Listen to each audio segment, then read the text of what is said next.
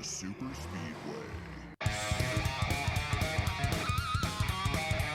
Welcome to episode 320 of the Super Speedway podcast, recorded Tuesday, May 14th, 2024. I'm your host, Eric Young, and I am joined, as I am every week, by my co-host, James Cush. James, how's it going? Oh, Eric, it's going great. I'm fired up today. Yeah, good.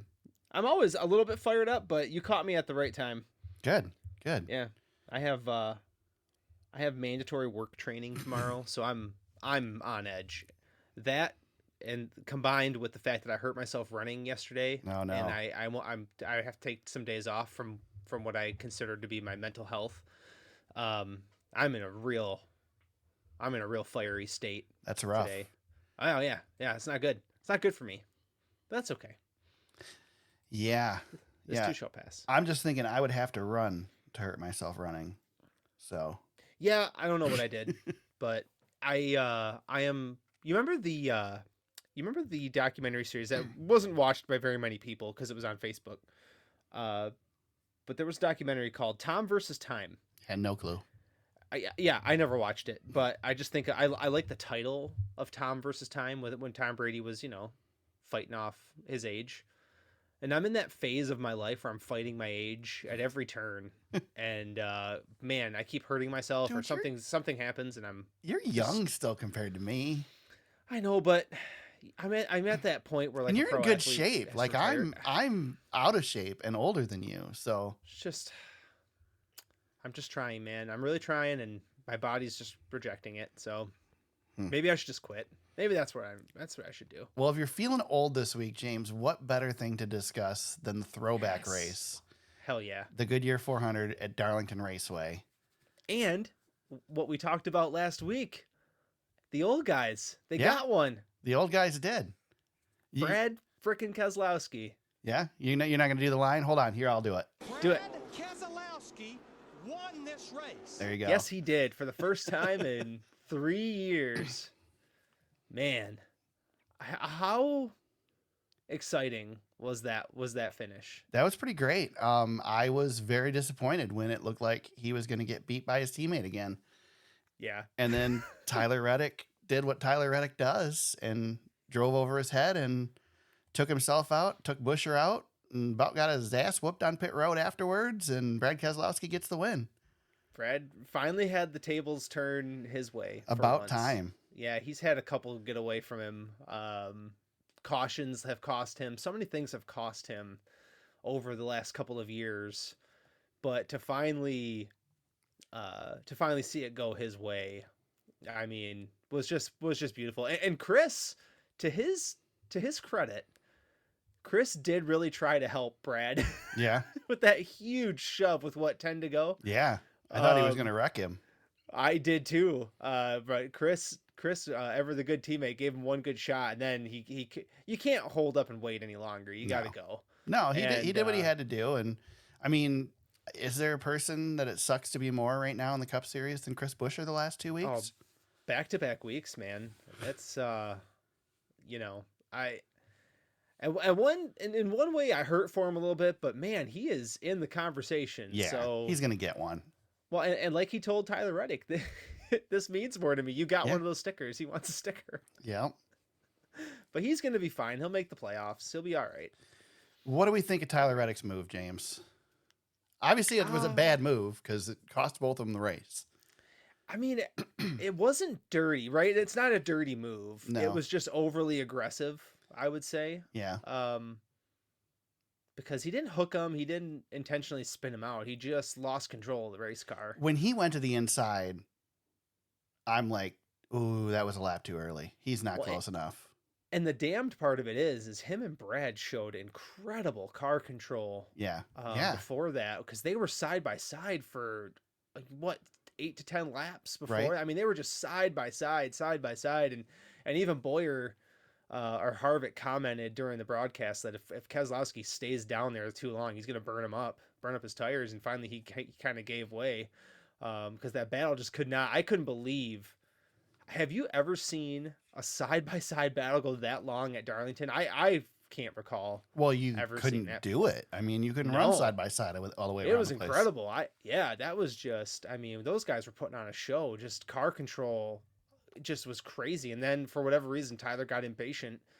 And I think if Tyler wouldn't have gotten impatient, I think he probably could have won that race. He just needed to gather his stuff up a little bit and then go back after Chris. But he went for it. We saw some impatient driving kind of all day from some of those guys out there. But that was a step too far. And I understand why Chris is mad, can't fault him for that. James, I have a question for you. Yeah, let's do it. First of all, how many races has Tyler Reddick thrown away? Oh, off the top of my head, I can't name them all, but It's been quite a few. Yeah, it's a number. So he's had a handful of them. So the question that I have is, he consistently is over aggressive in these types of situations. Mm-hmm. You're a Reddick fan, right? I mean, you're high on Reddick. I think. Well, I love his talent. Yeah. So I mean, he's not my favorite in the drive. But tell me why Tyler Reddick is different from Ross Chastain.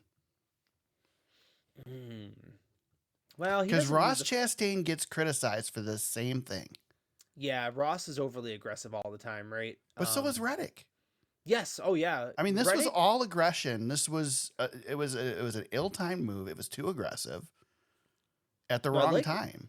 I like the way that you position the question. The only thing I would say is there's times where Ross uses the front of the bumper more aggressively than Tyler does. Tyler makes like mistakes. Yeah.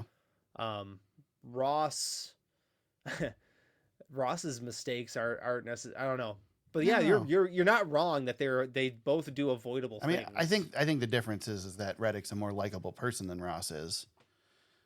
But somewhat. He's pretty cocky though too. Yeah. I could see where he rubs people the wrong way. Oh, yeah. He wasn't cocky on pit road. Not when the big fella was coming. He was seeing his life flash before his eyes, wasn't he? Well, Chris Buescher's pretty big. I mean, his hands were up. He was like, no, don't hit me.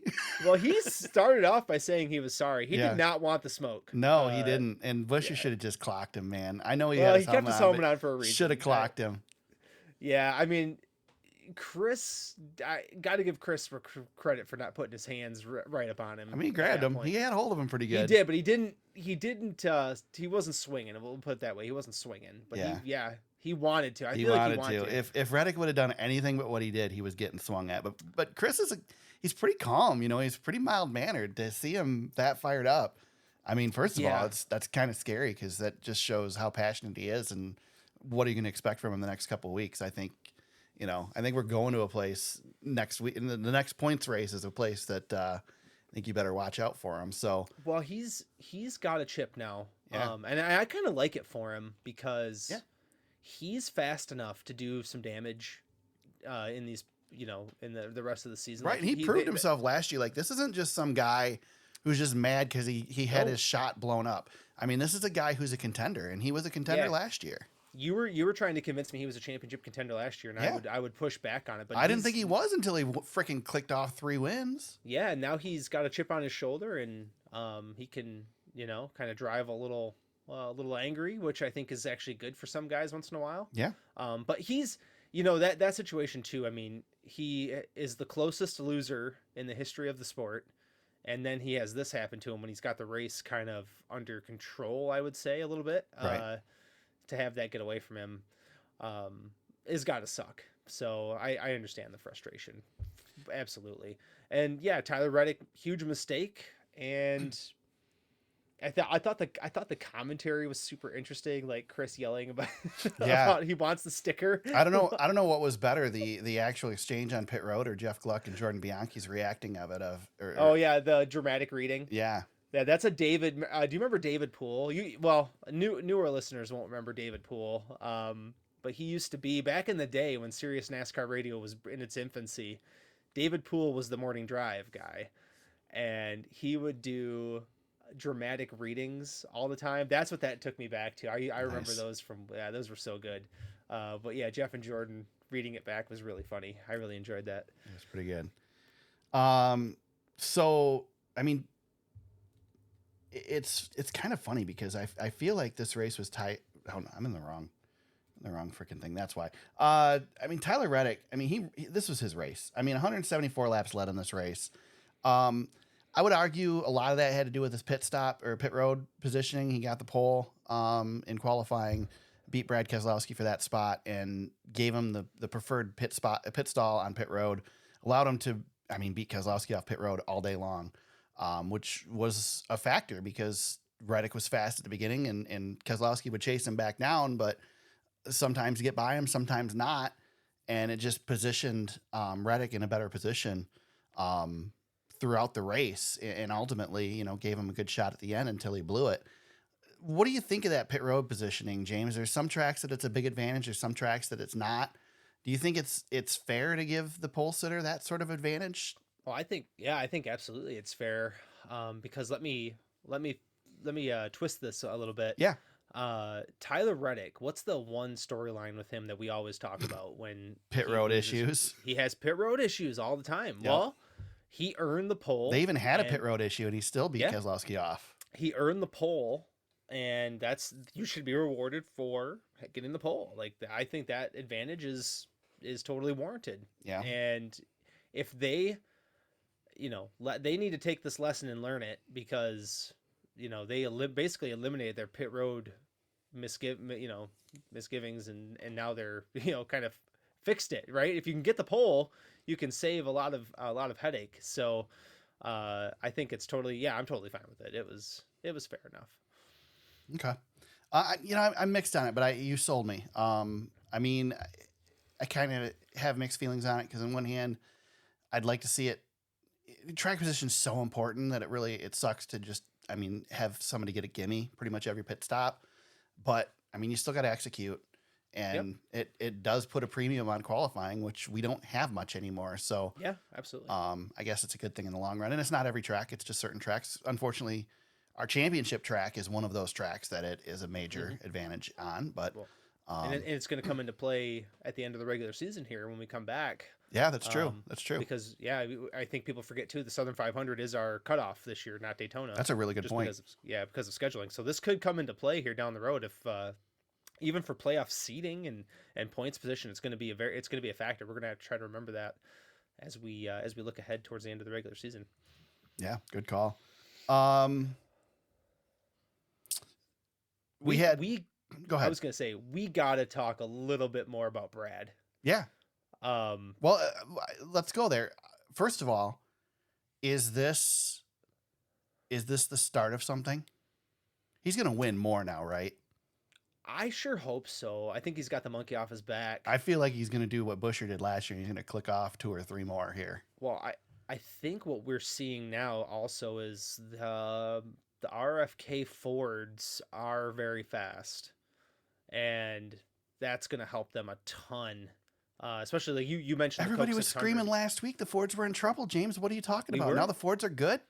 Well, I'm telling you, they were. I don't think the Fords were bad. We talked about it on here. I think it was JGR and Hendrick were good, and everybody else was struggling. So it wasn't a Ford issue. Yeah, and we've talked about this car. They just need some time with it. And RFK, Eric, we talked about this when Brad left Penske. We spent a lot of time debating back and forth and trying to figure out, like, why is Brad doing this? Why is he leaving a championship organization? I still think it was I still think that it was insane. It's definitely unorthodox, but so is Brad. Yeah, no, he is. If you were going to tell me somebody was going to do it, he's the least surprising. Well, and I think our consensus back then was like, Brad will find success. It might take him a while, but he will be successful. And that first year was really bad. Right. That team was really bad, but Brad has hired and handpicked and massaged that team. We've seen the 17 car, become a contender, and now Brad breaks through. Like, this is the most relevant Roush has been since the Carl Edwards era. Yeah. And that was over 10 years ago now. So this has been, it's been a long road, but definitely a success story for Brad, and a nice, icing on the cake to his career. Now he gets to finish it with his team. And he left a championship contender and took a hit. But now he's, his team is leading the Ford camp here this year. So I think they're going to be, definitely going to be a problem. He's definitely gotten better every single year. We're seeing growth out of that 6 car, and that team has just gotten stronger and stronger. And I'm curious to see how this is going to play out for him in the long run. 36th Cup Series victory for Brad Keselowski, former champion. It's kind of, I played that audio from his first win back at Talladega, which was 2009, and it feels like yesterday. And here's a guy who's now got 36 wins, and 534 Cup Series starts, and a championship, and it may be on a resurgence here at, essentially a high point in his career. I mean, he's 40 years old. He's right at that age that if he's going to peak, it's right around now. Yep. He could add to that total a bit too. And Brad's always kind of been underrated to me, that I don't think he gets recognized for all he's accomplished in the amount of time that he's accomplished it. But his legacy is going to be this team versus what he did at Penske, I think. Yeah, and there was a time, now it's been a couple of years, but if you took Brad Keselowski's starts and put him up against Kyle Busch's for a while, they were actually fairly close. Yeah. Kyle broke away. He had some really strong years, while Brad was still competing for championships. He just wasn't racking up the win totals for a while there. But Brad's been in the conversation, man, for a long time. It's just when a driver has a drought like that, you tend to forget about them, especially as great as Brad has been. But he's very close to, he could have won Talladega. This could have been his second win of the year. Yeah. And he almost got a couple last year. So, yeah, he's around again. Not like there was a drought there, a long drought, a lot of back performances, but now, he's somebody, and when he's good, I think people forget too, he's kind of a firecracker in a way where he kind of pops off from time to time. So it's going to be fun to watch him, compete for this championship, because now he's in the thick of it. Yeah. And now they've got time, they've got that win, they've got some cushion to play with here a little bit. He is going to be tough to eliminate in the playoff. Let's talk about the other controversy in this race, James. The incident that caused 90% of the internet to realize that William Byron isn't dating Aaron Blaney anymore. Yeah. Byron takes him 3 wide and coming through turn 2, slides up, gets into Martin Truex Jr., who gets into Blaney. Blaney slams the wall, ends his day, screws up Truex's day. What'd you think of the Byron move? This is a tough one, because I root for Byron. He's one of my favorites. Yeah. What's your line? Will him Byron. Yeah. Yeah. I hate that. I know you do. And I like the aggression from William. I don't think he got through here I don't think he got here clean. Let me just start with that. Yeah. This wasn't super clean. However, it's not like he got up into Truex and Blaney though. Yeah, he did. He got into Truex. So but Truex and Blaney made contact before Byron made contact. Yeah, but Byron, was in there. there are 3. There's literally only 3 lanes coming off of turn 2. Well, there's not even that. But he was out of his lane. He went up. I watched the replay just before we recorded. He couldn't hold it down. He definitely went up.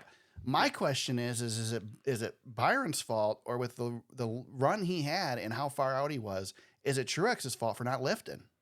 I am always, and this is, I don't want this to be like, oh, he's sticking up for his guy. I don't think that's the case.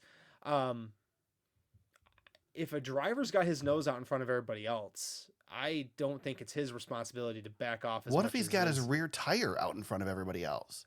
Well, Truex was not even there anymore. But Truex is also not. I know Truex has a history of being like notably clean, but he's also stubborn. To be fair, you can't lift there either. It's a restart. Truex lifts, he's losing 5 spots. Easy. Right. But at what point do you credit Byron for getting the run? More than 5 spots, but yeah. Oh yeah, it ruined his day pretty much. Yeah. But at what point do you give okay, you got to give Byron some credit for he kicked everybody's butt on that restart, right? Right. He's got the momentum. He's coming through. Do you is it his job to back off or get into your rear bumper, or is it his job to try to pass you? Because we're racing cars here. We're not, Here's we're the not problem. polite. Here's I think where the issue is. The race is 293 laps. Yes. Yep. This incident happened at lap 130. Yep. That's where the issue is. Yeah, it isn't the move, it's when in the race it happened. Well, and it's the conversation you and I have had this a million times. We've had this about Ross Chastain before.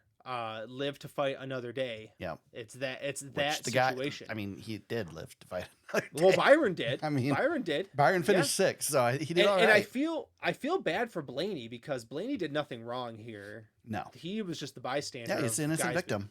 Yeah, he was stuck up on the wall. He was just the car that was in the way of chaos. But yeah, his reaction, and I put this in the notes, Cole Trickle ish, because he thought about it. He thought about going out there and ending Byron today. I watched the video so we got to see the TV interview, but I watched the video today of his bullpen interview, at the care center. It's not televised. And he said that, his toe link was broke when he went up there. He said he wasn't trying to hit him, but when he hit the banking, he lost control of it and he almost hit him. So it looked worse than it was. He was really just going up there to say, "Hey, jackass," but he almost took him out, and that would have been. I mean, first of all, he probably would have been parked for a week for it, even though it was an accident. But damn, it would have been more entertaining. That's for sure. Oh yeah. Yeah, anytime there's a Days of Thunder reference.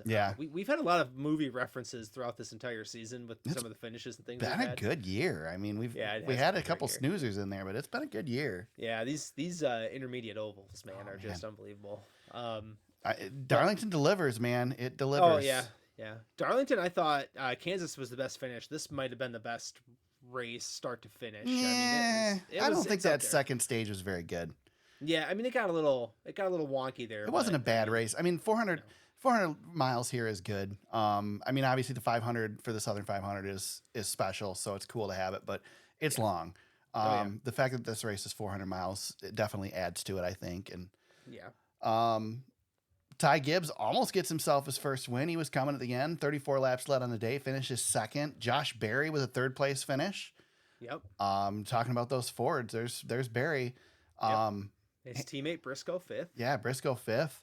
But I mean, if you look at the finishers, it looks like a Darlington type of race. I mean, you got Brad Keselowski, the skilled driver, getting the win. Ty Gibbs, we know, is a wheelman. I mean, I know he's young, but he's a wheelman. We saw it in his very first race in the Xfinity Series when he got the win at Daytona on the road course. Yep. The kid can drive. Josh Berry, well known that he's good at managing his equipment. He ran well at Bristol last year. Short track legend. Yeah. Yep. Hamlin, of course, veteran. Course, yep. Chase Briscoe, we know, is a great driver. Byron, obviously, we know. I mean, Bubba Wallace is a good driver. He's a lot better than I think people give him credit for. Not surprising. Guy. Yeah, another good short track guy. Not surprising to see these guys up there. How about Justin Haley in ninth? Best finish ever for Rick Ware Racing on a non-super speedway track. Yeah, legit top 10 for Justin Haley. I know he's gotten a lot of flack for leaving and going to that team, but they might be building something there. Yeah. That team, I mean, if that team was contending for top 15s on a weekly basis, I think that's something to be proud of. It's not the same team that wrecked all three of its cars at Daytona or Talladega or whatever it was a couple of years ago. Yeah, no, this was his first top 10 with this team as well. His performance hasn't been there this season, but I don't think the cars are quite there either. Right. So it'll be kind of curious to see if this translates. I don't know if it will. Did you see these little glimpses with Haley? Like, we've watched him throughout his career. Years, we've gone like, man, is he really good? And then he does things like this, and you just see these little spots that it's like, man, if things would just go right for him, I think he's really, really good. Chicago Street Course is on that list. Yeah. Like what? Right. Yeah, he's got these performances where he comes out of nowhere and he's got he flashes the skills every once in a while. Yeah. Yep. Who else? Anybody else worth mentioning here? I'm looking at the we didn't talk about Larson, who was really good. Yeah, that's a good point. By the way, I didn't see. stuff. Did they announce who won the paint scheme? Was it Larson? Did Larson get the I paint think scheme? Larson won it. Yeah. I mean, he should have I if mean, he it was didn't. really That good. paint scheme was beautiful. It looked great. How great to see Terry there in the fire suit as well. That was Yeah, pretty that was neat. cool. Yeah, that was great. Get him on the broadcast a little bit. Of course, he didn't talk much, but that's okay. Yeah. Great to see it. Definitely best looking car there this weekend. There were some really good looking cars, but best looking car there this weekend. And yeah, I mean, he had it until he didn't, right? Yep. Yeah, he's I don't know, every once in a while, like he'll just wreck. Yeah. And that's like, I don't. Well, he did it. He did gets it in the sprint car this week too. Did you see that? Yeah, he tumbled down the backstretch. Yep. And then what did he say? I suck. He just said, "Oh yeah, I just suck." I didn't see the interview. I just saw Yeah, the no, rep, so. I think he he keyed the microphone and just said, "I suck," and then he's out there at the Indy 500 practice today, and he's flying around. So Yeah. I don't know, man. He's all over the place. Yeah. First or last. He's Ricky Bobby right now. Yeah. Anything else with the Cup Series race? That was just a great race, man. I got one for you. So Yeah. we're going to talk about schedule stuff here in a little bit, but I want to visit a conversation from the teardown this week where was it Jeff that proposed that they run Darlington to start the playoffs and end the season? Yes, he did. How cool would that be?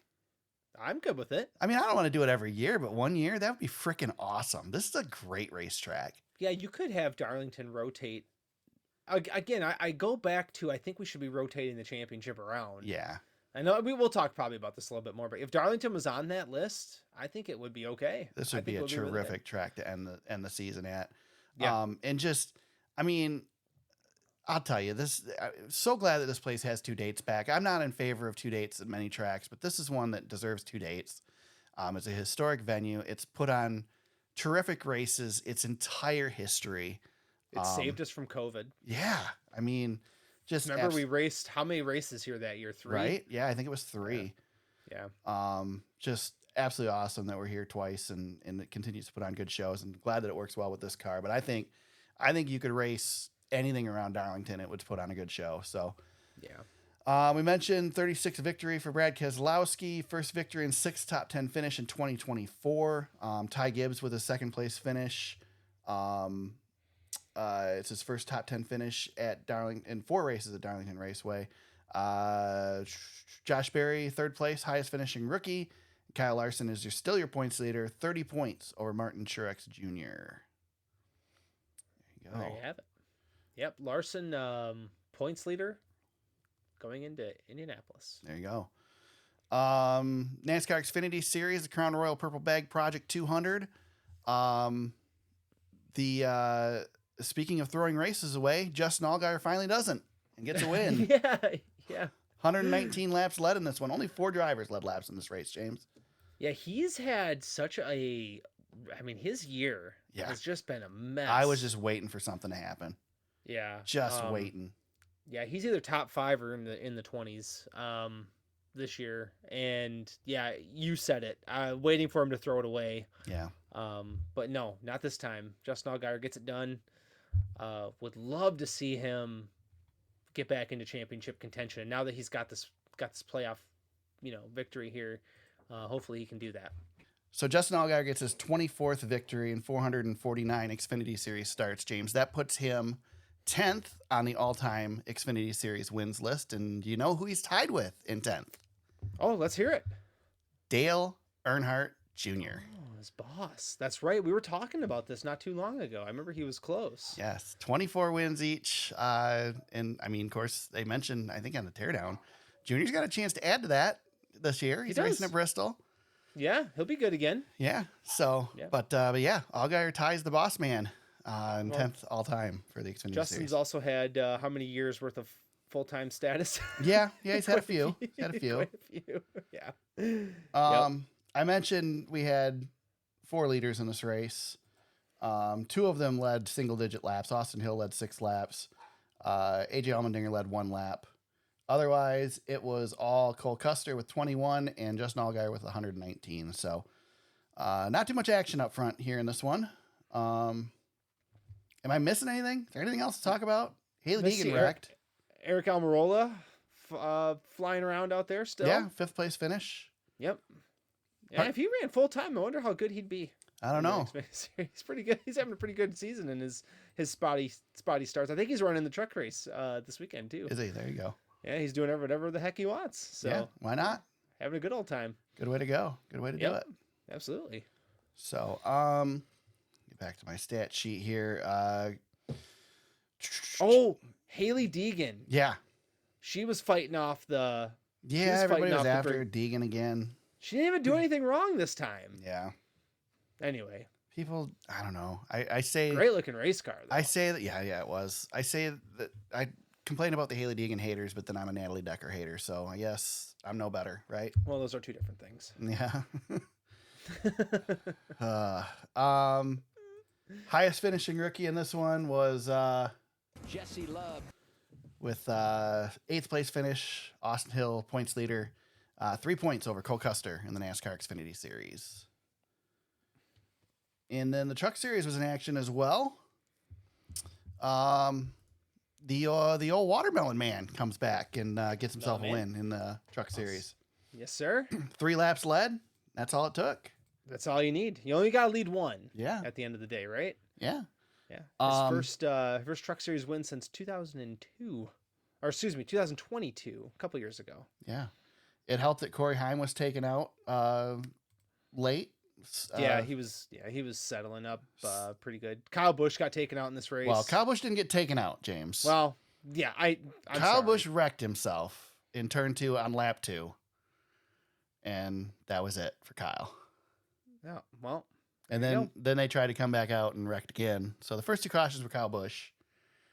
Kind of nice to see a skilled, Hall of Fame driver do that once in a while.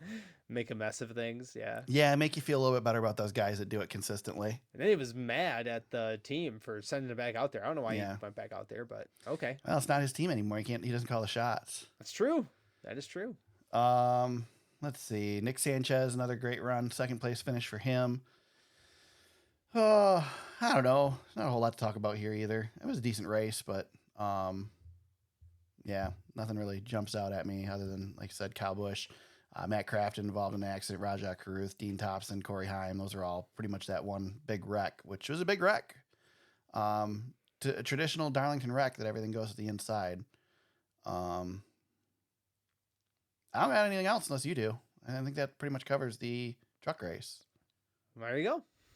There you go. Let's see here. Thad Moffitt, 18th, was the highest finishing rookie. Christian Eckes is your points leader, 14 points over Corey Heim.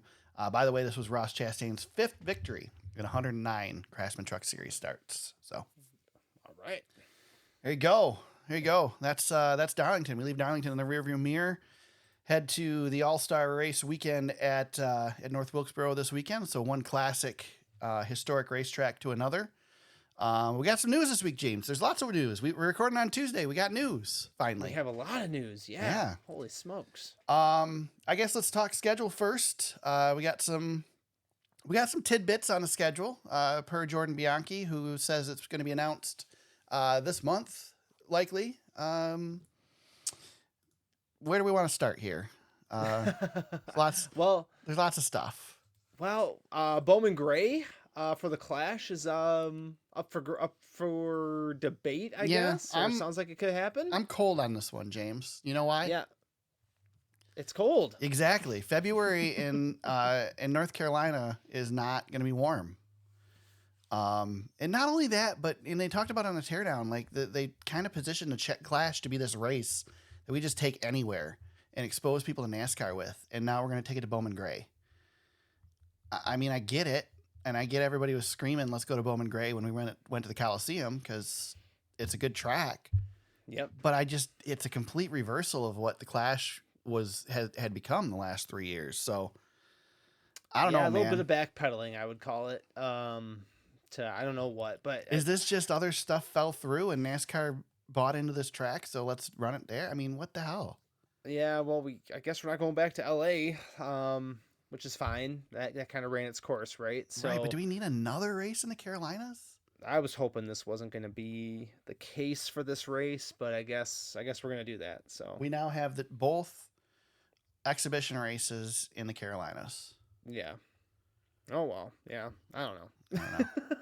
I don't know. I mean, I'm cool with the Carolinas. I got no problem with it. No, me neither. But it's just I don't and know. Bowman Gray's historic and whatever. But and It's just a demolition derby. I'm all right with that. Even I just don't. I don't know. Again, it just doesn't feel like. I feel like we run an all-star race here, maybe. I don't know. It feels weird to me to run the Clash there. It just doesn't make sense to me. It really doesn't. We look like we're going to be losing a Richmond date. Spring Richmond race going to move to right now likely Mexico City for the Cup Series. Yeah. You're not on board with that one? That's a bad racetrack. I don't know. So I think Mexico City was a great racetrack when they had the chicane on the front stretch. And yeah, maybe they'll bring it back. The last couple of years, they got rid of it in the Xfinity series, and I think it hurt the race because that chicane was so exciting. I mean, it was treacherous. It was. I mean, we saw Edwards wreck big time there in the chicane. Yeah. But I think it made the race more interesting. I like Mexico City as a track. Got plenty of laps on it in the old F1 games. So it's got a cool stadium effect to it. Yeah. At one point, but other than that, I don't know. Well, there's a couple configurations. They could run a different configuration than what they ran before, but I would imagine they'll run the F1 configuration. Hopefully they'll think about that. Yeah. I was really hoping this was going to be Canada, but that's okay. Yeah, I do like Montreal better than Mexico City. Facility. But I mean, dude, imagine the excitement in that town when Daniel Suarez is racing there. Yeah, well, it's gonna be cute. It's gonna be cool. It will be huge. Is Kyle Busch gonna be allowed to race? I don't know. That's the other question we gotta keep our eye on. I don't know if Kyle Busch is allowed in Mexico anymore. Yeah. Let's see. We're gonna get the championship race. Gonna be back at Phoenix. That Bianchi confirmed in the teardown this week. Yeah, it's gross. I get it, but Phoenix is supporting it, man. I mean, yeah, I know, but it's bad racing. I know, but we sit here and we talk about racing in Chicago when Chicago doesn't want us. But then we're gonna move the championship race away from a town that is dying for it, that loves it. I mean, I don't know. It's tough, but word is that that Homestead City or whatever council is pushing hard to put up whatever they got to put up to be the 2026 championship race. So we'll see. Hopefully they can do it. Yeah, that would be. Yeah, nobody likes Phoenix, and it's just a bummer to end the season that way when you don't want to be there. So yeah, you gotta do something. I'm not so bummed about. I mean, it sucks to take a date from any track, but not bummed about Richmond losing a date, especially with Iowa on the schedule right now because it's kind of Richmond anyway. In a different part of the country. We'll see how that goes this year. Bianchi didn't say anything about that going away, so I'm assuming that's going to stay. Did you hear Dale Jr.'s rant about losing short tracks? No, I didn't. Oh my God. He was so wrong. I couldn't even believe it. I mean, it's tough because Richmond's been bad, and Richmond's been bad since before this car. So this isn't a next gen car issue. It's just been amplified by the next gen car. But Richmond has not been good for a while. Yep. But if you sit there and you think back, we talk about historic racetracks. We're back at North Wilkesboro. We love Darlington. Richmond's pretty historic too. I mean, there's some big moments in NASCAR history that happen at Richmond. So I get it. It's a little tough to go away from that, but we're not losing it completely. We're just losing a date. If they fix things there, we can always go back. I don't know. I don't know. I'm not losing sleep over it, especially. Yeah. Especially, I know Junior's on the short track bandwagon, but short tracks suck right now. So. Yep, and we're still adding more short tracks than we've had. Right. I don't know. Yeah. So. What else? Is that pretty much the schedule stuff? That's what we know. That's like the main tidbit so far. Yeah. Other than that, we don't have everything just yet. Daytona is going to return to the regular season finale. That was another thing. Yeah, I think we kind of knew that too. We had a kind of a 1 year. We had a 1 year kind of snafu. Well, hopefully with NBC losing some races, we won't have to worry about the date. Hopefully we won't have to worry about NBC swaying so much power in the future. So, speaking of TV contracts, we did learn also today that the Coca-Cola 600 will be the first Prime Video race of the season next year. With Dale Jr. on the call. Yep, Dale Jr. on the call. So there we got that. Speaking of Prime, we've got the Dale Earnhardt documentary coming. Yeah, that looks pretty cool. Yeah, looks like it could be really good. Cool 4-part documentary series. Yeah. Denny Hamlin's getting his mid-season tournament next year. What do you think about this? It can't hurt. I mean, I hate that Denny's getting the win. Well, who's it? Let me ask you this: who's it for? Because I know the answer to this. It's probably for all the people that play FanDuel and all that crap, right? Yes, it's for gambling. It's just gambling money. Yeah. Which, I mean, I guess good. Maybe I don't know. Doesn't interest me, so I don't care. But is winning the mid-season tournament going to be on the resume for Hall of Fame drivers? I don't think so. Probably not. It's just a gimmick for gambling. Does it change the way they race a little bit though? I don't think it's going $1 million. You still want to race for the win, don't you? Is it any different than the Dash for Cash in the Xfinity Series, the Triple Truck Challenge in the Truck Series, the old Noble 5? Yeah, it's not any different, right? It's just a mid-season thing to generate some money. Yeah. It's just a gambling gimmick. Yeah. That's all the in-season tournament is for the NBA, and they are looking to make it sponsored by Netflix or whatever the heck is going to happen with that. So I'm sure this is just the same thing. I mean, it doesn't move the needle for me. I don't care. But hey, if it increases interest during the summer months to our sport, then sure, good. Yep. Yep. Gives the TV network something else to talk about, or the streaming networks, I guess, because it's Amazon. Yeah, I mean, I'm good with it. So doesn't hurt my feelings. Like I said, as much as I like Denny, I really it's annoying for him to get the win on this. But hey, I guess it was a good idea. It's always annoying for Denny to get the win. Speaking of which, Denny's bringing it back this year, but it won't be as important this year as it will be next year. So that's right. No $1 million on the line. I gotta tell you what, I won't be paying any attention. Honest to God, like we might talk about it here, but I won't be paying. I'm making it a segment just to piss you off. That's fine, but it's not gonna. I'm not gonna be watching. I'm telling you what, I'm not gonna be watching the battle for 15th because of the stupid in-season tournament. What did we do last year? Last year we followed it for like a week and then we gave up on it, didn't we? I completely forgot about it. Yeah. So. Yeah, I'm with you. But again, I mean, gambling's a big deal right now. It's available in North Carolinas now, or in the Carolinas. So I don't know. I guess whatever. If it gets eyeballs on the sport, James, it's a good thing. So Yep. One thing that's not going to get eyeballs on the sport, NASCAR Race Hub ending June 11th on Fox. FS1. Yeah. This sucks. I mean, I'm not a Race Hub viewer. I don't watch the show, but it's another piece of exposure to our sport that fans aren't going to have anymore. Yeah. It's always was rated really good, right? It was well, it's important in NASCAR too. They've made many announcements there. That's where they announced the format for the Clash or the All-Star race. We've always had a studio show, so Yeah. I'm wondering if NASCAR will do something themselves for a studio show. I don't know. Yeah, it's got to go streaming, right? I mean, I'm assuming it's going to be part of that facility they built. Yeah. I wonder if Amazon will have a show or whatever. I'd really like to see NASCAR start its own network, but not do a network, just do a streaming thing. Yeah, the network thing seems to be going away. Right. Like WWE, right? They had their own network, then they sold off to Peacock. Yeah, now they're switching to Netflix, I believe, aren't they? Well, yeah, Raw's going to Netflix. Yep. Yeah.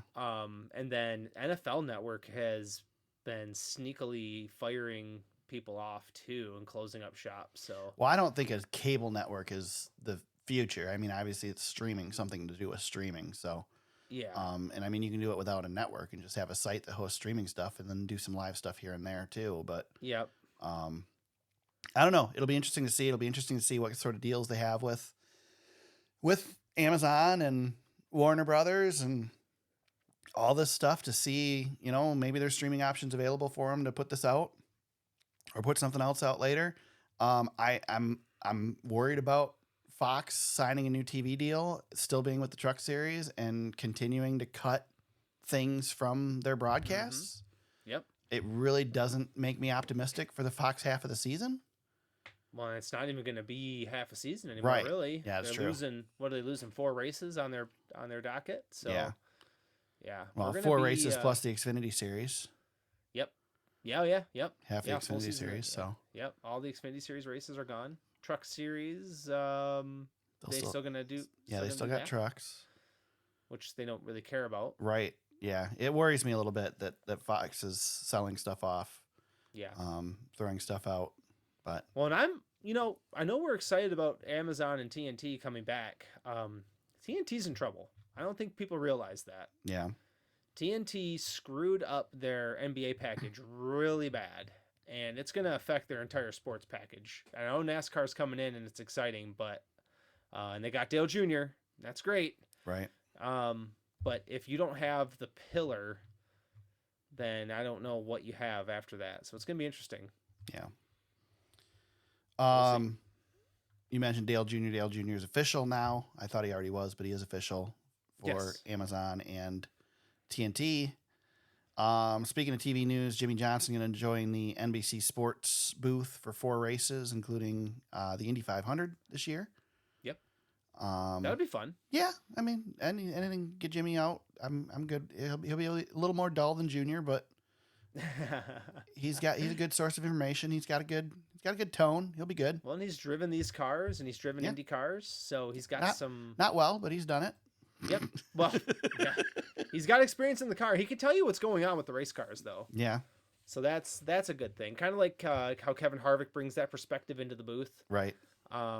Which Kevin Harvick getting back into a car this weekend to help practice that 5 car. That's gonna be fun. Yeah, that's gonna be neat. I'm curious to see what he's got to say about that. But yeah, Jimmie Johnson was in the IndyCar series relatively recently and in the Cup series now, so he'll have some good insight from basically right their experience. And kind of I thought about it this way too. You don't get very often the greatest in their field, like doing play-by-play and commentary live on the feed very often. Right. Like Wayne Gretzky, right? Wayne was in the studio and did a studio show, but we have Tom Brady going into Fox, and this is probably why Race Hub got canceled. Yeah, right. They had to pay Tom Brady, but we're gonna have Tom Brady on a weekly basis talking about what he sees on the football field, and that's the greatest to ever do it. And now we'll have Jimmie Johnson. Hopefully, we'll be able to gain some perspective there. It'll be cool to see what he can bring to the table, even if it's boring.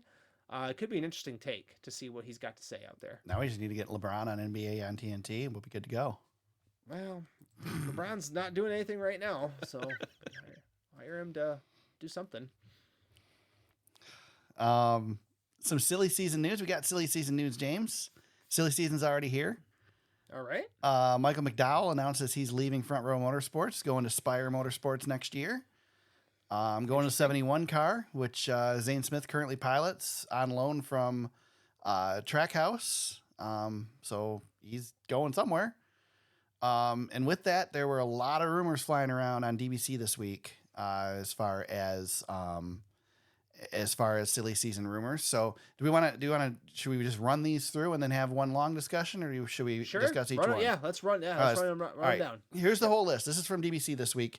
Rumored Kaulig Racing and Trackhouse could be merging. Stuart Haas Racing, we already talked last week, shopping out charters, maybe the building. Rumors selling 2 charters to Front Row Motorsports.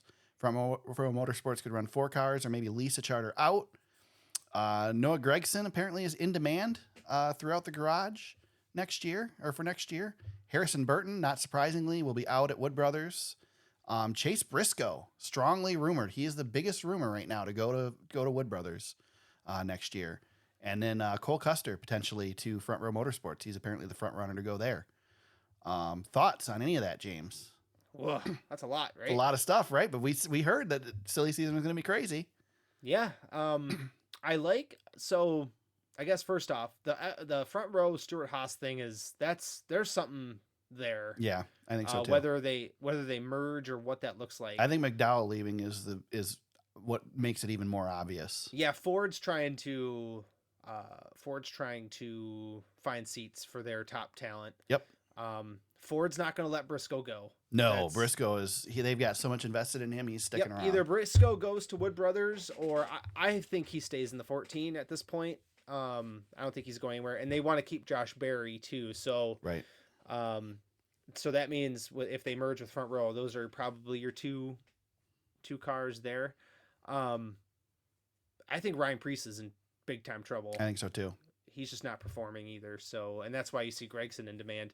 And Gragson could stay with the Stewart-Haas car, or he could go to Wood Brothers. I don't, but he's not going. I mean, he's going to have a seat. He's proven it. He's proven he's a good driver, and he's got the personality, although we haven't seen it much lately because he's kind of laid low. Yep, and Cole Custer coming back up, that causes, like, Ford seems to have a logjam unless they do something with some of the charters here. And I mean, Custer's got to come back up, right? I mean, well, you would think so. I mean, he won the championship. He's not staying down there. Yeah, and I know I think Stewart-Haas has kind of done right by him by keeping him in the loop, but I think the Preece thing was a complete failure. Yeah. Not that Custer would have done any better in that car, but Preece didn't elevate that car. So no. I think the biggest surprise to me is the Kaulig Trackhouse thing. It doesn't surprise me that Trackhouse is looking for charters. Yeah, but Kaulig is in trouble. Yeah, they're struggling, and they're struggling on both ends. I mean, they're struggling Xfinity and Cup. Yeah, they're kind of hemorrhaging a little bit, so that's the natural thing. And Trackhouse is leasing drivers out to them, and they can, if they merge, they keep Van Gisbergen in-house, and he can run another year of Xfinity Series, and then come up. Well, they talked about it on DBC, James. He's 38 years old. What's your you're plan with him? You're not keeping him in Xfinity for long, right? Yeah, you can't have a whole lot in his future. Right, and you can keep him like kind of like an Allmendinger situation where maybe he's a ringer a little bit, but eventually you got. He didn't come over here to be a ringer, though. He came over here to race in the Cup Series. Right, and then you've got Keselowski and RFK. They're bringing over what's his face, another supercars driver. Yeah, with their Stage 60 program. Well, and that was another rumored location for Gragson too. By the way, was RFK. Yeah, if they can get a charter, right? Yeah. But I don't know if Brad wants to grow that fast. Yeah, I think he does. I think if a charter comes available, RFK's jumping on it. And Cam Waters is the driver coming over from Supercars. I don't know a whole lot about Cam. I know he's got a good reputation, like Van Gisbergen had. So he's going to race at Sonoma Raceway. That broke today. RFK's been teasing it, but they've got that Stage 60 car, kind of like the Project 91 car. Yep. So that'll be interesting to see how he does at Sonoma. Yeah. As well. But yeah, there's a lot of up in the airs, and when the McDowell news broke, remember it broke that he was leaving, and then Bianchi had the tidbit that that he was going to that 71 car, and then all of a sudden they just went ahead and announced everything at one time. So that kind of kicked everything off. Now we've got some movement here. I think we're going to see every other week or so, we're going to probably see some pretty steady news. Yeah. I think, a lot's going to hinge around the charter deal too, which they hinted on DBC that's going to be done within a month. So we'll see. Yep. I hope so. Yeah. Once that's signed and we know what the charter situation is, then certainly tiles can start getting moved around. And that's what Stewart-Haas needs to, move forward. They can't sell a charter if there's no charter agreement. Well, that's the rumor. The charter prices right now are way down, but the closer you get to that being signed, they're going to skyrocket. Yeah, and SHR won't sell now. You don't sell low. You sell when you've got the upper hand. Yeah, exactly. And SHR doesn't have to sell. Right. They can hang on to it. So make it worth your while before you do anything.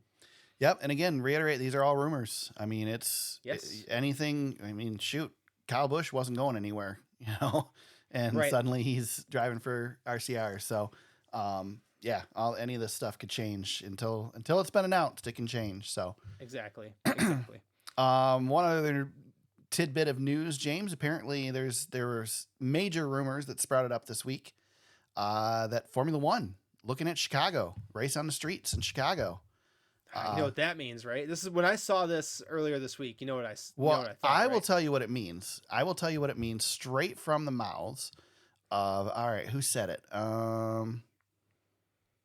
Who is, where'd it go? Did you lose it? What are you looking for? I'm looking in the article because it was mentioned in the article that basically Chicago can't do both. They can't do Cup. They can't do Cup and Formula One. So here we go. Brendan Riley said he doesn't think Chicago could handle Formula One in addition to the NASCAR contract. No, he wouldn't shut the city down twice. Right. So I would assume that, this Formula One thing probably will be part of the new Soldier Field and all that stuff, maybe, potentially. Move it towards the shoreline a little bit more, but we'll see. We don't really expect NASCAR to stay there after the 3-year mark, right? No, you don't think you're coming back next year. I don't think they should. They will. To be honest. Yeah, they'll be back next year. Yeah. I know contracts are signed and all this other stuff. So yeah, I think it's a 3-year deal unless, of course, there's a lot of speculation about this Formula One thing too. There's a very good chance it won't happen. Formula One already has 3 races in the U.S. Yep. They're not going to probably add a 4th. You wouldn't think. Yep. And I don't think any of those 3 are going away. So right. Not when you're charging $250 for a hot dog in Miami and getting away with it. I saw a meme going around that F1 schedule in a couple of years will be all American races. Yeah. Good luck with that. Yeah. Well, at Kansas Week, they beat us in the ratings for the first time ever. They did. It wasn't apples to apples because they were on network and it was a rain delay for the Cup Series, but they still beat us. So, I don't know. I know. First time ever. I was really bummed about that. Yeah, me too. I was like, but it's not apples to apples. They were on big TV. I'm not gonna make excuses. They were on big ABC. We were not. So, yeah. Fox again putting us NASCAR on FS1. Right. And it stinks. But whatever. We're still better. We're better than you. Our racing is so much better. Yeah, so much better. So much better. How close was the finish at the Miami Grand Prix? 12 seconds, I think, at that point. Yeah. It wasn't .001. Thanks to Verstappen having a busted race car. Right. Yeah. That's it for news, unless something popped up during our break that nobody will know about when we put this episode out. No, sir. Yeah. Nobody has to know about that break. Nobody does. Nobody. Yeah. No peeks behind the curtain, folks. Nope. We didn't stop. We didn't stop for a half hour tonight in the middle of the show. We're not going to show you how it's made. Right. Absolutely not. James, we go back to North Wilkesboro this weekend for the All-Star Weekend. NASCAR Cup Series and Craftsman Truck Series in action. Craftsman Truck Series kicked things off with the Wright Brand 250 Saturday at 1:30 p.m. The Cup Series All-Star Race and the Open Sunday, May 19th. Open is at 5:30, 8 p.m. Eastern for the All-Star Race. Who you got? Who's your pick for the All-Star race? Man. Right? Yeah. Well, this is going to be different. Remember, we've got some tire rule changes. We got a soft tire. Well, let's talk about that. So we got the option tire. Yep. And they have to run the option in the last segment, right? Yeah. I believe so. And they're starting. Yeah, they start the last segment on the option, I believe is what it is. Yes. Okay. All right. So Elton Sawyer talked about it a little bit this last week on DBC. Basically, NASCAR really could care less what the difference is between the 2 tires this weekend. They really aren't looking at this from an option standpoint. They just want to see how this option tire does because this could be our future on short track racing. Essentially, the option tire is it's the wet weather tire without the treads. So and it's a softer tire. Nice soft tire. Yep. So hopefully, it's going to be interesting this weekend. We don't know what to expect because this track is freshly paved. It's going to be fast. And what's it going to do with the tires? So, yep. It's not going to chew them up. That's for sure. Yeah. So we're going to see. Kyle Larson led 145 laps last year on the way to the win. Daniel Suarez led 55, and that was it. Nobody else led laps last year in the All-Star race. Larson dominated. Larson, if you recall, dominated this entire weekend last year. He won the truck race, won the All-Star race. I believe you can purchase those cars at Target at this very moment. I think both of them are for sale. The Winner's Circle version. So who you got? Who's your pick for the All-Star race, James? Yeah, so I got first pick. I got some pressure because I won last week. Yeah. Picked Brad Keselowski. That was big for me. Yeah. I'm going to go a little off the board here. I don't like Larson because he's not going to have the seat time. Right. This year. That's true. He's distracted this weekend. He is a little distracted. He's got some other things going on. Because that's going to affect him. Yeah, because that matters, right? I'm actually going to take Chase Elliott here. I think Chase Elliott is going to win the All-Star race. There you go. Give me Denny Hamlin. Dennis. No reason. Just Denny Hamlin. That's my pick. Denny Hamlin was 1 lap down here last year. Yeah. 1 lap down. But new pavement. Denny's it's a new track. Short, it's he's a a different short place. track thing. Yeah. Yep, it's a different place now. Yeah. How'd Fantasy League go this week, James? You want to talk about that? Well, I feel like it's a segment of me just venting about my fantasy team every week, which nobody cares about. Yeah. I do, because I really enjoy you venting. Well, when you have... I like you being upset about your fantasy team. Well, when you have Keselowski, Reddick, and Buescher on your lineup and you just want them to get to the end without wrecking each other, and then they wreck each other, that hurts. That's all I'll say. Right. Lost some points there. But Smoking Grill Racing gets the win. Mickey Elliott second, and Green Eggs and Hamlin goes third. Eric, you were 10th. Nobody cares. Nobody cares. 2 points behind me, and I lost my battle to Watermelon James by 1 point, 161 to 160. Overall standings, and now and also we should mention this is a break for us this year. All-Star Weekend is a break. Smoking Grill Racing with the win extends his lead. Not really extending his lead, takes the lead. Two he has points. A 2-point lead over Cole Custer, and Team Justin is third. Eric, you are 7th, and I am 10th. Mid pack. That is rough. Watermelon James is catching you. Yeah, I know it's not good. Watermelon James is off the bottom now. He's making moves up the board. There you go. So as long as he doesn't catch me by the time of the season, he or she actually, I always do that. He or she. Right? As long as they don't catch me by the end of the season. James. Okay. They is the proper them. pronoun. Yes, I'm sorry. Yes, them. They. Any checkered flags this week, James? Yes, there is and I don't follow this person, but I know somebody who does, an F1 podcaster named Spanners, big in the UK, decided after Miami, before flying back over to the other side of the pond, that he would visit Darlington and see what a NASCAR race was like. And very cool. That this kind of well, he's bigger than us, but he's an F1 guy. But went to Darlington, loved it. That's cool. Absolutely loved it. And having been there, there's nothing not to love there. I mean, that place is yeah, Darlington's incredible. And he was a proponent of stage racing, which I thought was interesting. He thought it was a brilliant idea to have stage racing. It's just kind of cool as somebody who hasn't experienced NASCAR gives a little bit of feedback. If you want to learn about this guy, his Twitter is @Spanners Ready, SPANNERS Ready, all one word, Spanners Ready. He's got about 20,000 followers across the United States and UK with his F1 Did you say he's a little bigger than us? A little bit. Yeah, a little bit. A little bit. That's all I'm gonna say. A little bit. All right. A little bit. But I thought he does an interview with the local with TSN, a local network down there in Darlington, and it's good. It's very good. Cool. So want to shout that out. Speaking of stage racing, James, I'm coming around a little bit.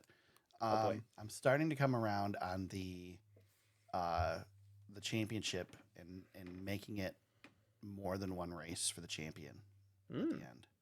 Starting to feel a little bit like we need a little bit more there too.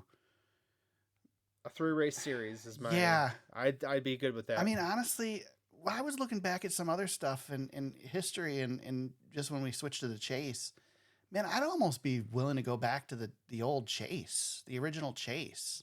Mm-hmm. You know, maybe with some more rewards for winning, but to make it last 10 races to where, I mean, we were close every year for the most part. Not as close as we are now, but I don't know, man, it cheapens it a little bit. The one race thing cheapens it a little bit, especially when we keep going to a crappy track. Yes. And, you know, I don't know. It'd make that last race less important as to where it is and make it more acceptable to finish. Yeah, it'd still have the drama, but it wouldn't be as big of a deal. So, I don't know. Anyway, just a thought that I had. So my checkered flag is going to go to, and I don't know his name, unfortunately. They talked about it on the broadcast, but I didn't write it down, and I didn't do enough research to go back and look at it. But Tyler Reddick's tire changer. He had a great line after the pit road issues with Tyler Reddick where the hose got hooked on the front of the car. It's not my fault, but it's my problem. I loved that. Yeah. I loved it. So checkered flag to him for quick action and still getting Tyler Reddick out first on that pit stop. So not my fault, but it's my problem. Yes. Great line. Great line. It is great. That's really good. How about black flags, James? Any black flags this week? Yes, I do. The last 2 weeks, I every once in a while, you know how you and I like have our things that we just can't avoid. Yeah. There wasn't a good race poll is my thing that I can't seem to avoid. 92% or 93% this week? 2 weeks in a row. Who the hell is voting no on any of this? Yeah. Why? Why are you doing that? I don't know. I think 92% is a pretty good number this week. I don't know that if I was to rank it, I know, but I would rank it at 92%. I know, but who out there? Who? 7.6% of people. Yeah, 2 weeks in a row we've had people vote no, and I don't understand it. And I hate the damn poll for what it is, but then I see it and I'm like, dang it, who's voting no on that? It's incredible. Yeah. So if you're voting no, if you're listening to this podcast and you're voting no on Jeff Gluck's poll, you get my black flag. Probably Chris Buescher.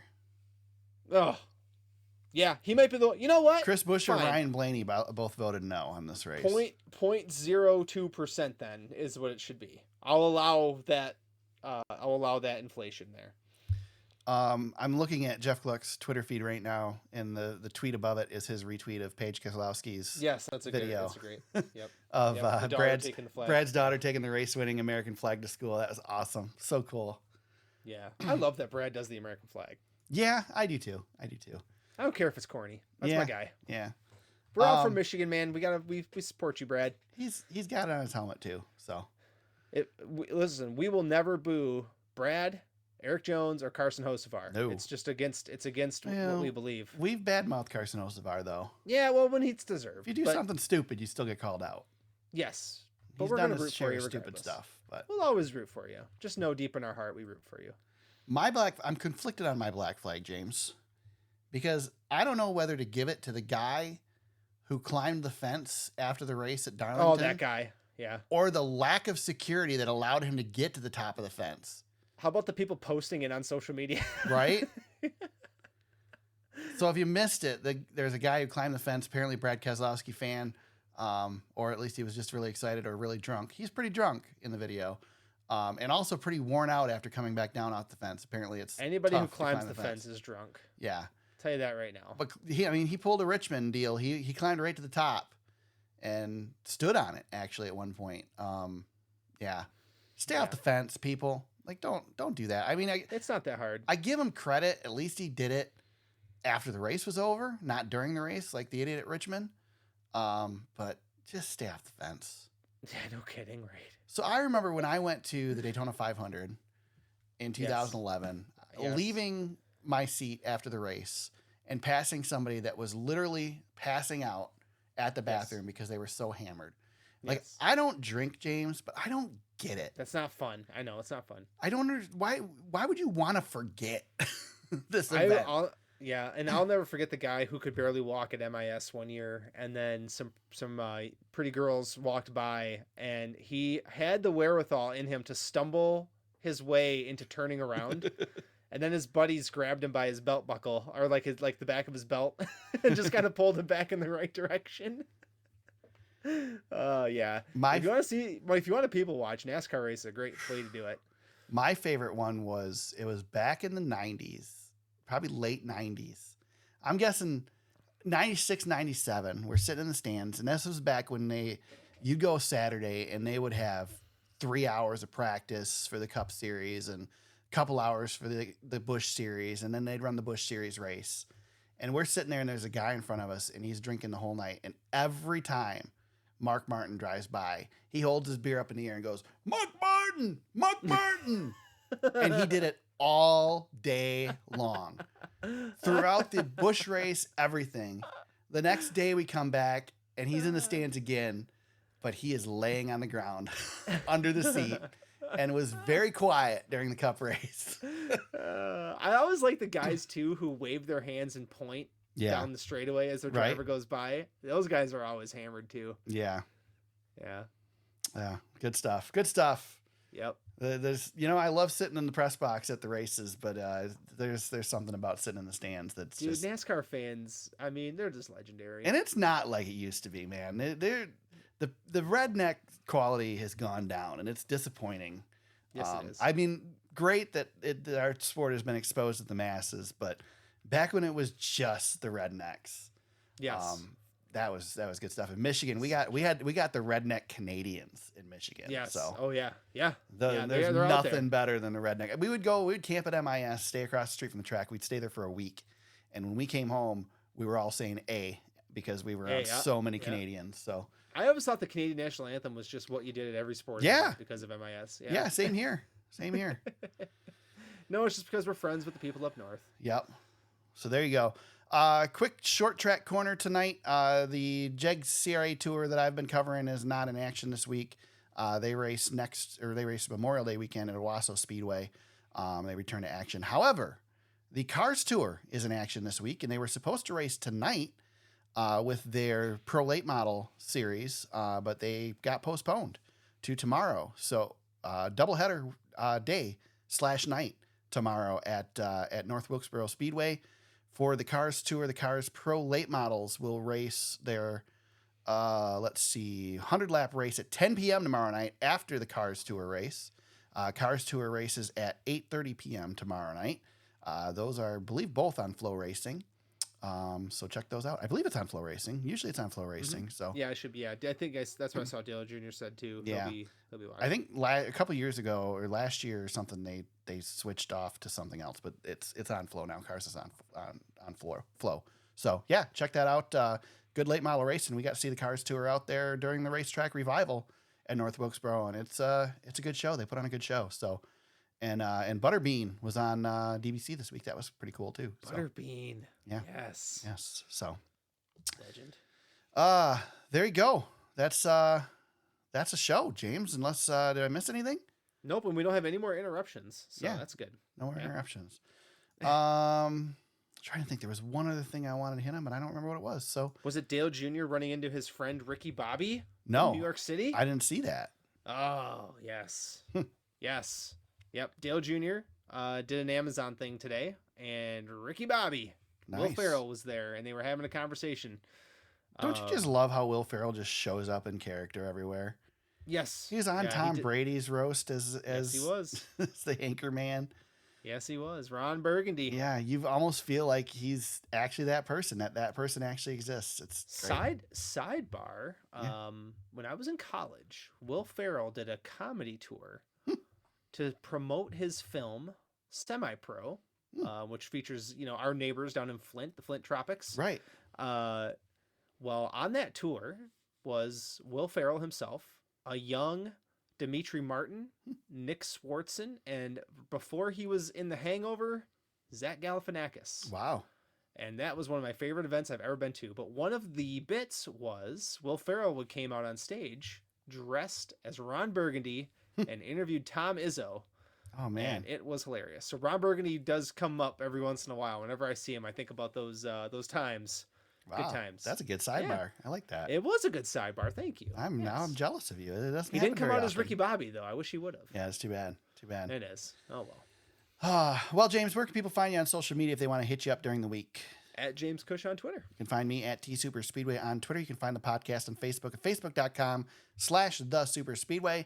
Our website is thesuperspeedway.com. You can find the podcast on Apple Podcasts, Spotify, YouTube, Amazon Music, Audible, and iHeartRadio. Wherever you find us, subscribe for new episodes each week. And if you go to anchor.fm/thesuperspeedway, you can leave us an audio message and we might just play it on the show.